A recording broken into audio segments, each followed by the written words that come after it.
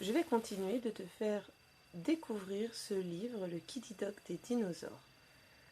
La dernière fois, tu avais dessiné un diplodocus et tu avais découvert qu'il était herbivore.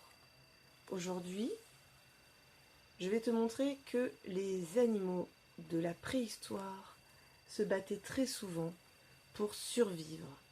Il y avait aussi les carnivores, comme le tyrannosaure bien connu, pour avoir d'énormes dents pointues et acérées.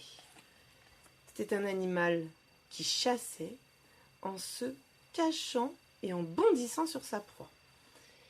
Heureusement, les animaux qui l'attaquaient savaient quand même se défendre, comme cet animal connu qui s'appelle l'ankylosaure et qui avait une queue très solide qui lui permettait de se défendre lorsqu'on l'attaquait. Son seul point faible était cette partie-là, qui n'avait pas de protection. Parce que ici, tu peux constater qu'il avait comme une sorte d'armure. Alors, pour pouvoir le tuer, il fallait le retourner sur le ventre. Ce que le T-Rex était capable de faire. Il y a deux types de dinosaures. Tout d'abord, les herbivores, qui se battent pour se défendre, et les carnivores, qui se battent pour manger. Ils ont tous des techniques. Par exemple, le célidosaure, lui, qui mesure 4 mètres, est couvert d'une solide armure qui protège son dos et sa queue. Le taurosaure, lui, qui est 2 fois plus grand, il fait 8 mètres,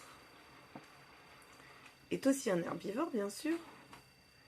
Il a un crâne de 3 mètres de long et il a 3 cornes pour se défendre.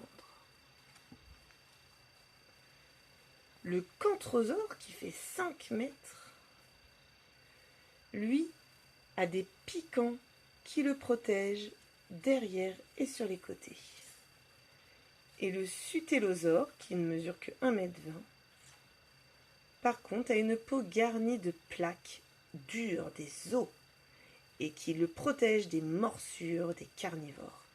Mais les carnivores ont eux aussi de sacrées techniques. Par exemple, le dinosaure a une énorme tête avec une mâchoire, c'est ici, énorme, qui lui permet d'avaler jusqu'à 20 kg d'un seul coup. Il possède 60 dents. Certaines mesurent 15 cm. Il y a aussi l'Archovenator qui mesure 5 mètres. Et lui, sa technique, c'est ce long cou qui lui permet, ce puissant cou, qui lui permet de mordre à plusieurs reprises. Et aussi ses longues pattes qui permettent de courir. Il y a aussi le Huixaniatus qui mesure 1,80 m.